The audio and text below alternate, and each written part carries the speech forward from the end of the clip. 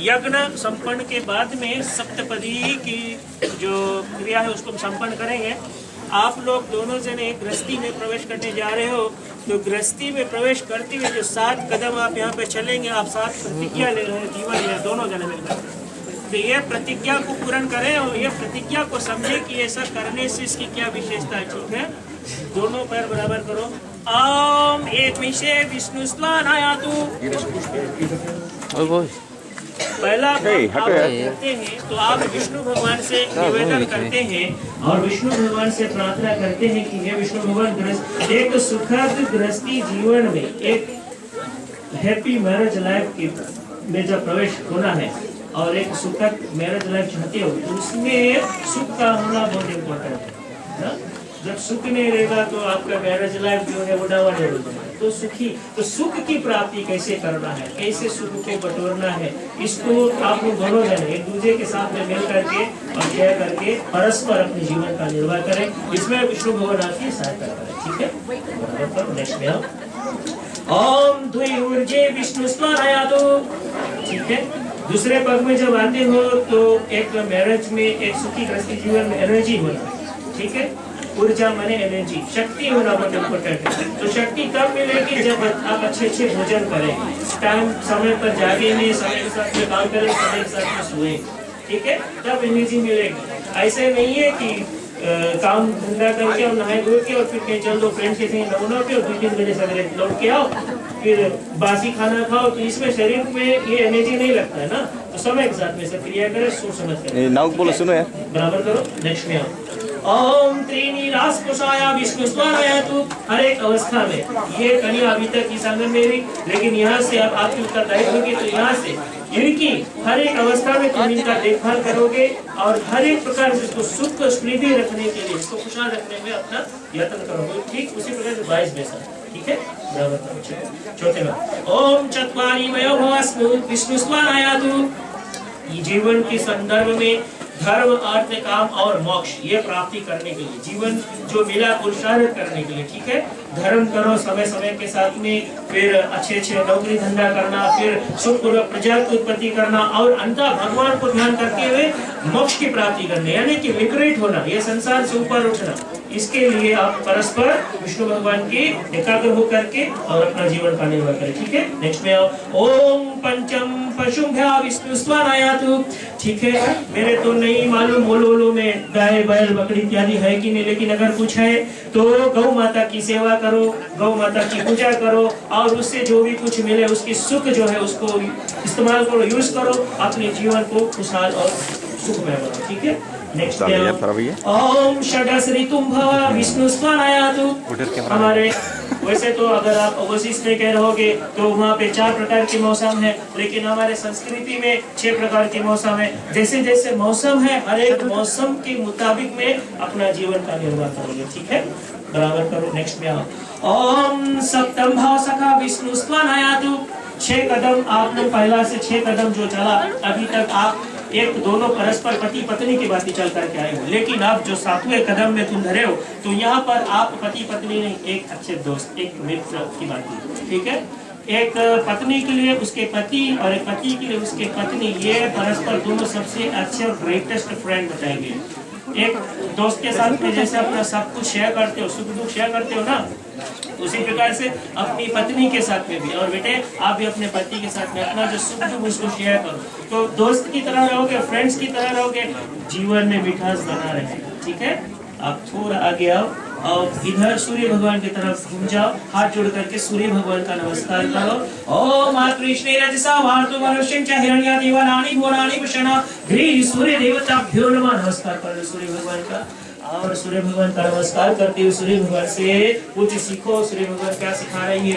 पहला बार जब सूर्य भगवान सुबह जब निकलता है तो वो सबके लिए निकलता है, कोई जात के लिए नहीं निकलता है ना, कोई कल्चर के लिए नहीं, कोई रिलीजन के लिए नहीं, सबके लिए निकलता है। ठीक है, तो उसी प्रकार से सूर्य भगवान से यही सीखो कि आप यहाँ पर परस्पर दोनों संबंधी आप यहाँ पर एक हो गए, दोनों परिवार एक हो गए, अलग अलग नहीं है, कोई साउथ के नहीं ना कोई नॉर्थ के है, सब एक हो गए। ठीक है, बीच में आ गए हो तो दोनों परस्पर हो गए हो। ठीक है, तो परस्पर रहेंगे। सूर्य भगवान जैसे मैंने बताया कोई विशेष किसी के लिए नहीं निकलता है, तो देयर इज नो डिस्क्रिमिनेशन। सूर्य भगवान किसी को डिस्क्रिमिनेट नहीं करते हैं, तो उसी प्रकार से परिवार में भी किसी प्रकार के डिस्क्रिमिनेशन नहीं रखते। ठीक है, दूसरी बात, सूर्य भगवान जब निकलता है तो सूर्य भगवान नहीं बोलता है कि मिस्टर वाइट जब क्या है हमें एक गिलास पानी चढ़ा दो तभी हम ऊपर आएगा, नहीं ना। सूर्य भगवान एक्सपेक्ट नहीं करते कुछ, तो देयर इज नो एक्सपेक्टेशन। एक अच्छा सुखद जिंदगी में भी कोई एक्सपेक्टेशन नहीं रखो दूसरे के साथ में, अपना जो धर्म उसे करो बस। ठीक है, तीसरी बात, कभी सुना है कि सूरज निकला ही नहीं? कभी सुने नहीं ना, सूरज निकले सभी दिन निकलता है, कभी सूर्य भगवान छुट्टी पे नहीं जाते, तो देयर इज नो वेकेशन। तो एक अच्छा सुखद जिंदगी में कभी छुट्टी पे नहीं जाना, there is no vacation in marriage life. ठीक है, ऐसे नहीं है कि भैया राज जी काम धंधा करते हुए बेटे और बोले गिलास पानी ला दो तो स्नेहल आपने बोलना क्या तुम्हारी छुट्टी से निकल के ऐसे नहीं होती है ना। परस्पर दोनों मित्रता की भावना ऐसे जीवन का व्यतीत करो। नमस्कार करके अपने अपने जगह पर बैठ जाओ, जैसे बैठे थे उसी तरह बैठो। ठीक है, पहले ये कहती है कि आप इसको पत्नी बना करके तो ले जा रहे हो, तो अपने घर में जो कुछ यज्ञ करते हो, जो कुछ यज्ञ करोगे अपने कुल रीति के अनुसार इसको साथ में लेकर के, ठीक है, और तब वो यज्ञ को संपन्न करोगे, तब ये कहती है कि आपकी पत्नी बनेगी। ठीक है भैया, स्वीकृति देते हो। ठीक, दूसरी बात, जो कुछ घर में आप अपनी काव्य दान करते हो या आज्ञा दान करते हो, कोई पंडित की बुला के पूजा पाठ कराना है या जो भी कुछ करना है, अपने पितरों की पूजा करना, जो भी कुछ करना है, तो ये कहती है कि इसको सहमति से इसको साथ में लेकर के वो सब क्रिया करोगे, तब ये आपकी बनेगी, आपकी पत्नी बनेगी। ठीक है भैया। तीसरे में ये कहती है कि आप नौकरी करते हो, तो नौकरी कर करके जो भी कुछ पैसा इत्यादि है आप इनकम जनरेट करते हो, जो भी कुछ सैलरी है तो इसके अधीन भी होना चाहिए, इसकी जानकारी होना चाहिए। अगर $250 सैलरी है तो इसको बताना 250 सैलरी है, 250 मिले और 100 दे करके नहीं बताइए तो बहुत प्रॉब्लम है। अगर 150 का यूज करा तो बताना कहाँ यूज करा। ठीक है, बस जानकारी में रहना चाहिए। ठीक है। चौथी बात ये कहती है कि अगर काम धंधा के लिए आप कहीं जाते हो, कहीं दूर जाते हो, कहीं अचानक से कहीं दूर जाना पड़ा, तो आप इसको बता करके जाओ, इसको संपर्क करें।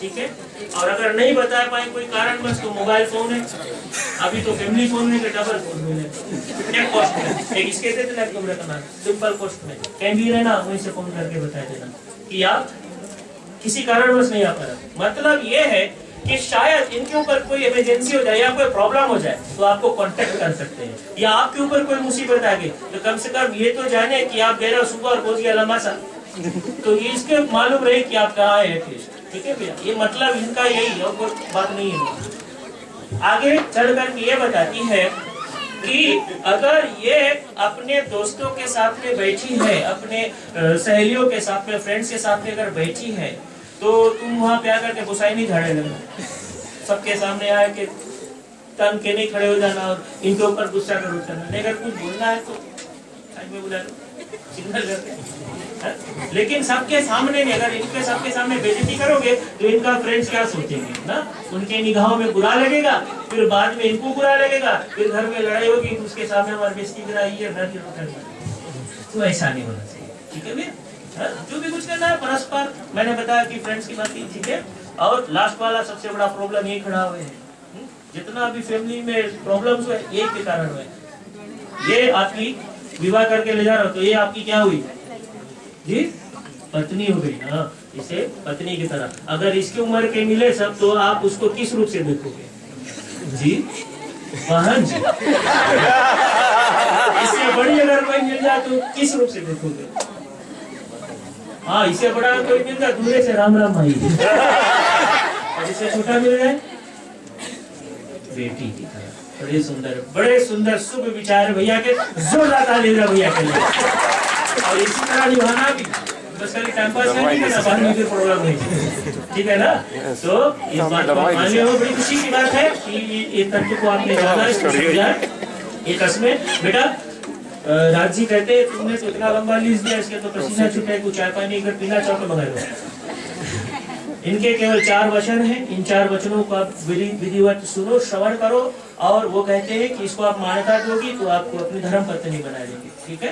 तब आप उसको भामंगनी हो जाओगी, आपको विवाह करके घर ले जाएंगे। किसी बात पर नहीं करोगी तो कहते वरी नहीं, खाना ना खाए चला जाए। तो पहला वाक्य में वो कहते हैं कि अभी तक तुम माँ बाप के अधीन में रही हो, ठीक है?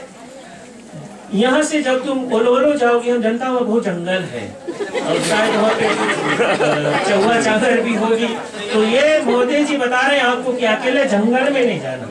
अगर बकरी बकरी करना है तो आप किसके संगे ले जाना, और अगर ये नौकरी धंधा पे तो किसी को साथ में लेकर के जाना, लेकिन अकेले जंगल नहीं जाना। हम सुना ओलो बहुत खराब जगह, ठीक है बेटा? दूसरे में आप भैया जी बता रहे हैं कि आप किसी शराब पिए हुए पराये पुरुष के सन्मुख में नहीं जाओगे, ठीक है? शराब पिए हुए, यानी कि जो लोग नशाबंदी करते हैं तो उनके सन्मुख में नहीं जाओगे। अब यहाँ से विवाह करके जाओगे, पता नहीं, मेरे को तो नहीं मालूम भैया कुछ पीते होते कि नहीं, बट डेफिनेटली जब जाएंगे तो परिवार के लोग मिलेंगे, बैठेंगे, आए जाएंगे ना, तो ये व्यवहारिक जीवन ये तो चलते रहता है। तो शायद कभी कभार चल जाएगा, तो जब बैठेंगे दोस्तों के साथ तो बैठेंगे, पीने खाने की दौरा चलेगी, तो भैया जी बताएंगे कि बेटे जाओ कुछ बना करके लेता तो तुम जाना किचन में सब बनाना है, ठीक है? और जब उधर किचन में रेडी हो जाए तो वहीं से आवाज लगाना, ए जी आइए, आपका आलू बन के तैयार है, ले जाइए। तो तुम किचन में से जब घुराओगी, ये भैया तो सिटिंग रूम में बैठे और दोस्तों साथ में बैठे और फिर कुछ खींचे भी रहेंगे, तो पूरा कुछ यहाँ तक सुन रही, तो उनके दोस्त इनको चढ़ाएंगे, देखा यूरोप में शादी के अभी किचन में सोडा लगाओ, यहाँ भरी जाओ, इनको चढ़ाएंगे तो इनको बड़ा बुरा लगेगा। ये पूरा फारा नहीं है वहां से, जैसे वहां से किचन में यहाँ पर हाथ जोड़ करके खड़े हो जाना, बताना भैया देखो 1 2 3 4 5 कैमरा चले हैं, यहाँ सब लोग उतरे, रिवाइंड करके दिखाना कि आज के दिन इस भरी सभा में इतने लोगों के सन्मुख में तुमने कसम लिया ना कि शराब पिए हुए पराये पुरुष के सामने नहीं आना, हम बस वही कर रहे हैं, तुम्हारी चिप्सिया बना लेकर के जाओ, इसके तो यहाँ चढ़ा उतर के अंगूठा इतना अच्छा पत्नी मिला, आज्ञाकारी पत्नी मिले, ठीक है बेटा? और अंत में आते हैं कि बिन बताए अपने माँ पिता के घर पर नहीं होगी, ठीक है? अगर आना पड़ा, वो एक समय था जब रामायण की मर्यादा को लेकर के वाक्य क्या करते थे, लेकिन अभी समय का परिवर्तन हुआ है, विचारों का परिवर्तन हुआ है। इनकेस भैया जी कहीं गए हैं काम धंधा करने और तुम्हें आना पड़ा, तो आप अपने किसी प्रियजन को, बड़े बुजुर्ग है, माता है, पिता, सास ससुर है धर्म के, उन सबको बता करके, इनको बता करके तब आना, ठीक है? लेकिन लड़ाई झंझट कर करके यहाँ पे नहीं आना और बिन बताए नहीं आना, ठीक है? नहीं तो फिर वही बड़े लौटाने लगेंगे, ठीक है बेटे? ये 4 वचनों को आप मानती हो, इसको पूरा निभाओगी जीवन पर्यंत, ठीक है ना? जोरदार तारीफ बेटे के लिए हो जाए और को खड़ा करें। अब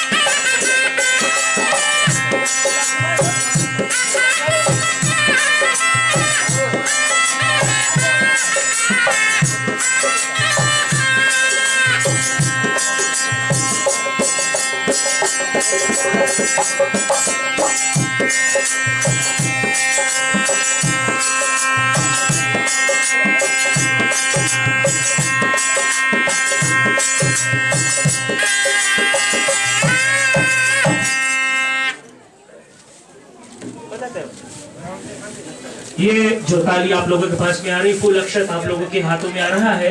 आप इनका दर्शन करें, फूल अक्षत लेकर के खड़े हो जाएंगे और जब ताली बंधन होगी आप बिल्कुल निकट में आकर के इनको आशीर्वाद देंगे।